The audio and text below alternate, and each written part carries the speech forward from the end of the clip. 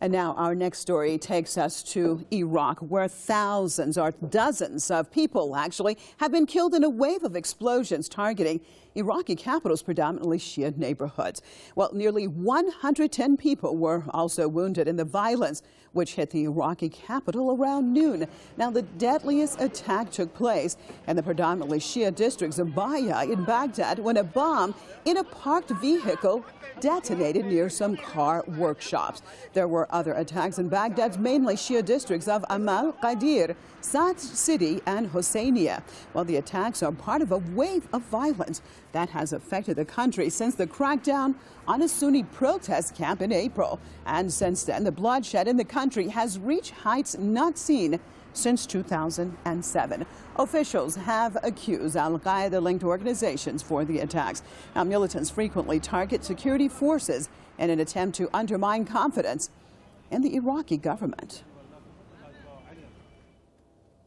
Well, let's cross over to London, joined by political commentator Mr. Chris Bambery. Mr. Bambery, good to see you. The situation seems to be deteriorating in Iraq. What do you think is the greatest factor for this surge in violence that we're seeing this year?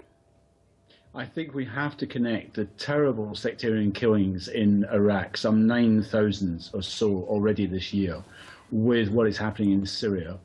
The Salafist groups responsible for these killings, the al-Qaeda-linked groups, both in Syria and Iraq, consider it as one conflict and describe it as they're operating in a state they call Syria and Iraq. So they make no division between the Syria and Iraq here. They're involved in a sectarian civil war, which is largely targeting Shia and other groups in both countries. And of course, they're being egged on by Saudi Arabia and Qatar, who have encouraged this sectarian agenda across the region because they see it as weakening their rivals in the region. They have no interest in a stable Iraq. They regard the Iraqi government as being pro-Iran, which it's clearly not. It's clearly an independent force. But I think we also have to add something else. The other historical responsibility for this lies with the American occupation. When the American occupation could not deal with the Sunni opposition, what they essentially did was co-opt them into it, co-opt them and encourage them to turn their guns on the Shias, because the Americans feared the Shias more than they did the Sunnis, to be honest, because they regarded them, again, incorrectly. They regarded them as simply a proxy for Iran. And therefore, they set up a situation where Iraq was divided into a Kurdish zone, a Sunni zone, and a Shia zone. And that situation still remains in large part. It was inherited by the Iraqi government, and it's a recipe for sectarian violence. But I think the principal responsibility, as I say, is the situation in Syria and the encouragement being given these al-Qaeda-linked groups operating in both Syria and Iraq by Saudi Arabia and Qatar, who are intent on imposing a sectarian agenda right across the region. So let's look at it when you're talking about the situation in Iraq and that it's something inherited. I want to look at the role, though, of certain neighboring countries in this situation. The role, you think, of Saudi Arabia, because many point the fingers at Saudi involvement in the situation in Iraq. First of all, I want to know if you agree, and if so, what do you think that Saudi Arabia would gain from seeing an unstable Iraq? Well, first of all, I think it's correct to say that Saudi Arabia are involved in this. I think there's no doubt about this. I don't think they want a strong Iraq.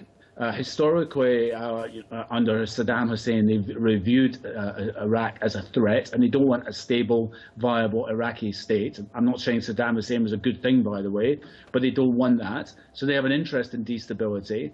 And secondly, as well, faced with the Arab Spring, clearly Riyadh took a decision that they would stoke up sectarian conflict as a way, essentially, of diverting the forces of the Arab Spring. And we've seen that pay off to a large extent in Syria, where the opposition forces have been really pushed out of the way. We now see the Salafist groups taking up the running inside Syria. And I think they have an interest in that. And of course, thirdly, they have an interest in stoking the fires of sectarianism because they view Iran as being their main rival in the region. Again, I think whatever words come out of Tehran, words of peace and cooperation and offering talks to Riyadh at the moment, I think it's very difficult for the Saudi royal family to overcome their suspicion of Iran. All right. Thank you so much for being with us out of London. Political commentator, Mr.